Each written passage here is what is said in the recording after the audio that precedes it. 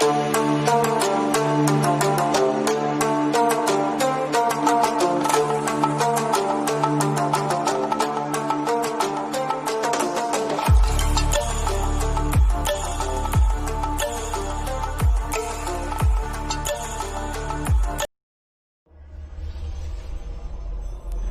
बच्चों, आप सभी का स्वागत है आज इस वीडियो में।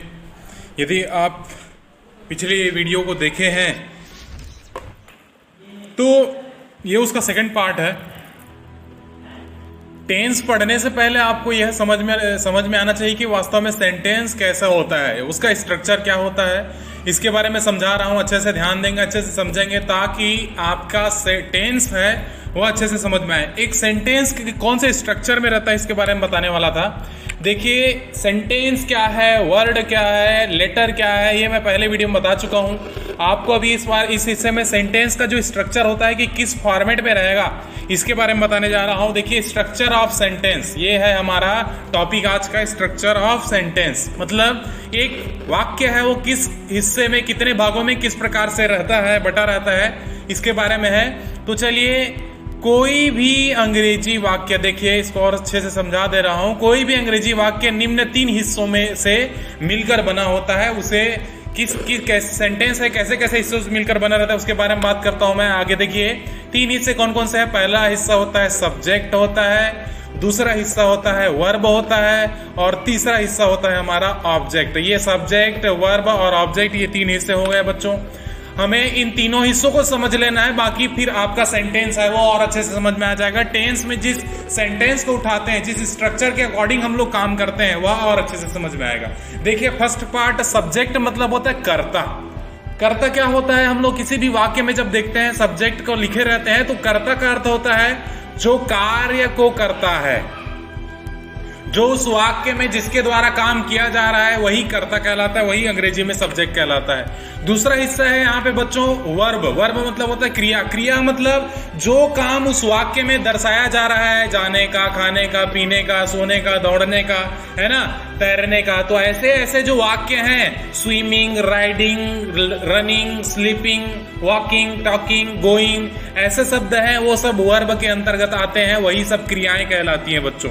तो इसी प्रकार से तीसरा पॉइंट, लास्ट पॉइंट आता है यहाँ पे ऑब्जेक्ट। ऑब्जेक्ट मतलब होता है कर्म, क्रिया के माध्यम से वही विषय वस्तु प्राप्त करना, उस तक पहुंचना। जैसे कि मैं किसी वाक्य में मैं बोला कि अरे भाई, रोहित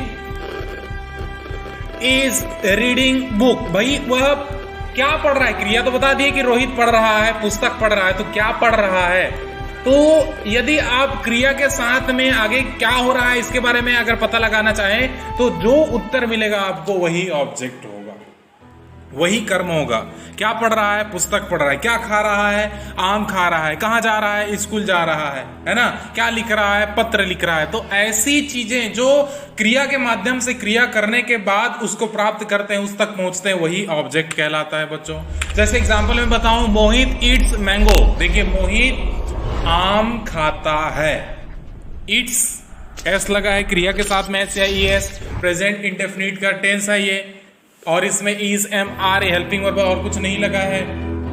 तो इस सेंटेंस से पता चलता है यह सेंटेंस प्रेजेंट इंडेफिनिट में है, जिसका अब आपको इन तीनों फॉर्मेट को बता रहा हूं, क्या क्या कहां पे क्या क्या लगता है। मोहित है वह सब्जेक्ट है, इट है वो वर्ब है, और मैंगो है वो ऑब्जेक्ट। मोहित आम खाता है। मोहित खाता है, खाना तो क्रिया हो गई, लेकिन क्या खाता है, आम खाता है। तो ये हमारा ऑब्जेक्ट हो गया। बच्चों, इस वीडियो को ध्यान में रखें, क्योंकि इसी को अगर अच्छे से समझ में आ गया, बिल्कुल आपको टेंस का जो आगे हिस्सा है वह इसी के अकॉर्डिंग चलना है। ऐसा ही सब्जेक्ट का फॉर्मेट, वर्ब, सेंटेंस का फॉर्मेट रहेगा, और ऐसे ही आपको फॉर्मूला लगा हुआ दिखेगा। तो बिल्कुल आप इसको अच्छे से समझ गए तो मैं बिल्कुल ये समझूंगा कि आपका आगे का जो टेंस है वो और अच्छे से समझ में आएगा। बिल्कुल इसे नोट करके रखें, और कोई डाउट होता है तो प्लीज आप मुझे कमेंट करके बताएं, और पूछ सकते हैं कि और कहाँ पे क्या समझ में नहीं आ रहा है, क्या है, उसको आइडेंटिफाई करूंगा, इसको शॉर्ट आउट करूंगा। और यदि आप मेरे चैनल पे सब्सक्राइबर नहीं है तो प्लीज सब्सक्राइब करें, और साथ ही अच्छा लगे तो अपने दोस्तों को शेयर करें, लाइक करें, इतना जरूर करें। क्या है, इससे हमें मोटिवेशन मिलता है कि अरे हाँ भाई, लाइक कर रहे हैं, बच्चे पढ़ रहे हैं, ध्यान दे रहे हैं, है ना। तो आज के लिए इतना ही। Thank you.